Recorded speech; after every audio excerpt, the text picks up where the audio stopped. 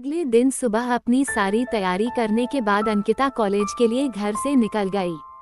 अंकिता के पिता ने उसे उसके जन्मदिन पर गुलाबी रंग की स्कूटी गिफ्ट की थी। अंकिता उसी स्कूटी से कॉलेज जाती थी। आज भी अंकिता अपने स्कूटर पर सवार होकर कॉलेज की ओर चली गई। कॉलेज पहुंचने के बाद उसने अपना स्कूटर पार्किंग लॉन में खड़ा कर दिया। वो गेट से कॉलेज के अंदर दाखिल हो गई, लेकिन कॉलेज पहुंचने पर वहां उसने कुछ अजीब देखा। कॉलेज के बाहर बड़ी संख्या में स्टूडेंट जमा हो गए थे। भीड़ में भगदड़ मच गई थी। एक अजीब चर्चा चल रही थी जो अंकिता के कानों पर पड़ी। अरे लेकिन अचानक क्या हुआ? प्रोफेसर त्रिपाठी कल बहुत खुश थे और आज ऐसा हुआ। चर्चा सुनकर अंकिता भीड़ से बाहर आई और आगे बढ़ गई। अचानक दाहिनी ओर जमा भीड़ से अंकिता के कानों पर कुछ शब्द पड़े। अरे बाप रे, त्रिपाठी सर को इतने बुरे तरीके से कौन मार सकता है? मारने वाले ने उनके हाथ भी काट दिए, शरीर की स्किन चीर डाली थी। वो कोई शैतान ही होगा जिसने सर को मारा था। अंकिता ये सुनकर दंग रह गई। उसके हाथ कांपने लगे। इतनी भयभीत स्थिति में उसकी आगे जाने की हिम्मत ही नहीं हो रही थी। फिर भी हिम्मत करके अंकिता थोड़ी आगे बढ़ गई। जैसे ही वो आगे बढ़ी उसने पुलिस की 2 गाड़ियां देखी। पुलिस जीप के सामने का दरवाजा आधा खुला था और 2 पुलिस अधिकारी दरवाजे पर हाथ रखकर एक दूसरे से बात करने में व्यस्त थे। एक दूसरी जीप में एक पुलिस कांस्टेबल एक मोटे रजिस्टर पर कुछ लिखने में व्यस्त थे।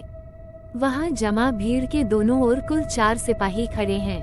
बीच में एक एम्बुलेंस थी। उसका पिछला दरवाजा खुलता है और डॉक्टर की वर्दी पहने 2 आदमी दरवाजे पर खड़े होते हैं। कुछ समय बाद 2 वार्ड बॉय कॉलेज की इमारत से स्ट्रेचर बाहर लेकर आते हैं। उस समय सबसे भयानक दृश्य अंकिता के सामने आया। स्ट्रेचर पर खून से लथपथ एक शव पड़ा था।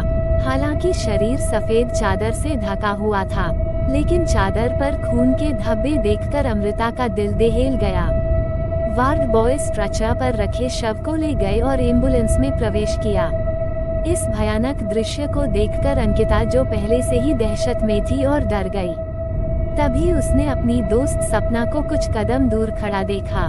जैसे ही उसने उसे देखा वो सपना के पास चली गई और उसने सपना के कंधे को छुआ।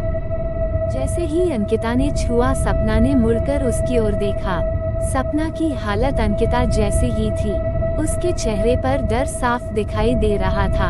अपने चेहरे का डर दूर करते हुए अंकिता सपना से पूछती है कि यहाँ क्या हुआ है और वहाँ किस डेड बॉडी को वार्ड बॉय के स्ट्रेचर पर ले जा रहे थे।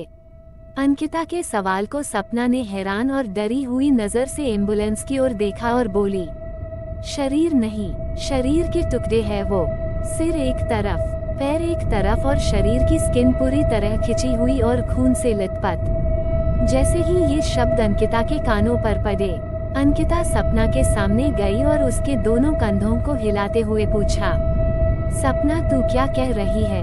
खून से लथपथ, शरीर के टुकड़े, क्या है ये सब? अचानक सपना होश में आ गई और अंकिता की ओर डरते हुए देखने लगी। सपना ने कहा, मैं सच कह रही हूँ। वो स्ट्रेचर पर रखे शरीर के टुकड़े थे और वो प्रोफेसर त्रिपाठी के थे। ये सुनकर अपने डर को दबाते हुए अंकिता ने पूछा, प्रोफेसर त्रिपाठी, लेकिन ये कैसे हुआ? कब हुआ? सपना ने अंकिता की ओर देखकर एक गहरी सांस लेते हुए कहा, मुझे नहीं पता कि क्या हुआ था, लेकिन कुछ समय पहले मैंने अपने कुछ प्रोफेसर और उन पुलिस अधिकारियों को बात करते सुना कि प्रोफेसर त्रिपाठी की कल रात उनकी कॉलेज लाइब्रेरी में हत्या कर दी गई। वो भी बहुत अजीब तरीके से। जब पुलिस लाइब्रेरी में घुसी तो उन्होंने देखा कि प्रोफेसर त्रिपाठी की बॉडी बहुत अजीब अवस्था में थी।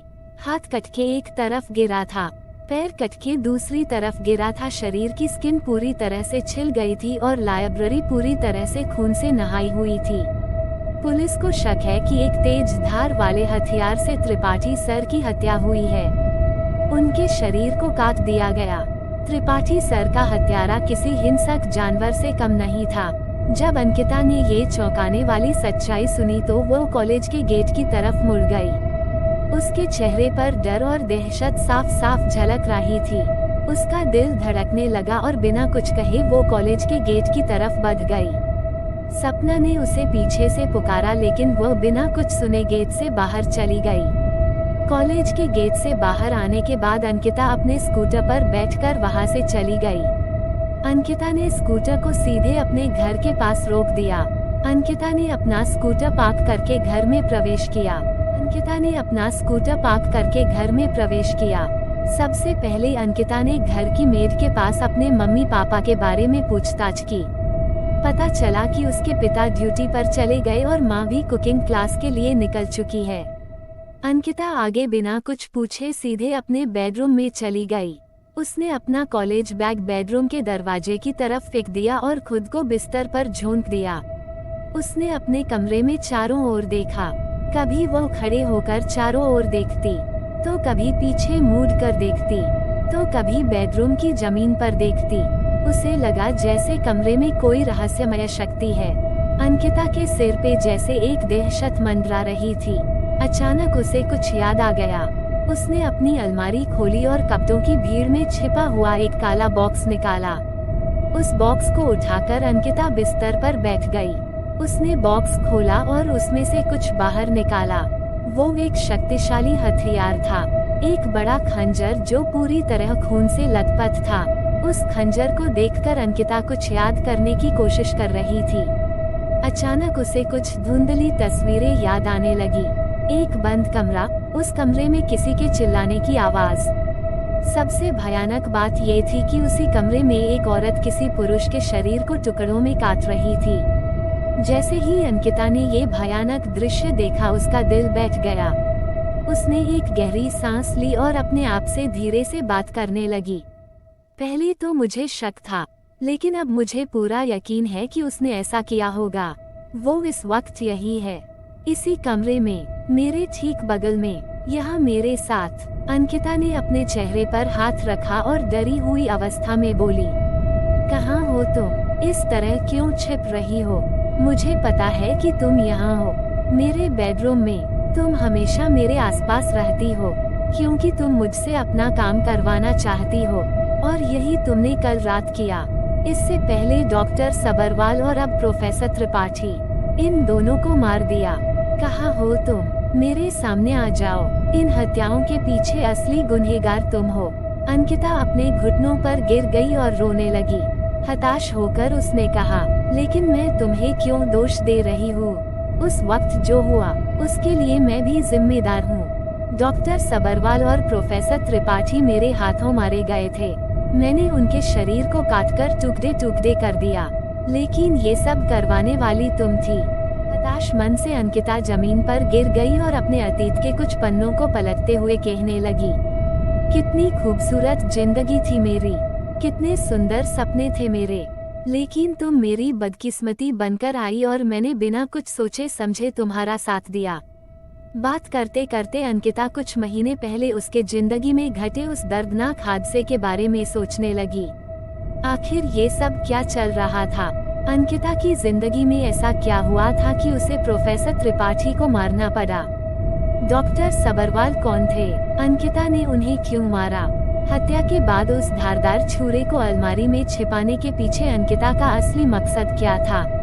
अंकिता अपने बेडरूम में किससे बात कर रही थी?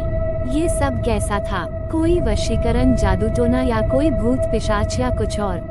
जानने के लिए देखते रही है हमारी कहानी ख्वाफ एक अनकही दास्तान।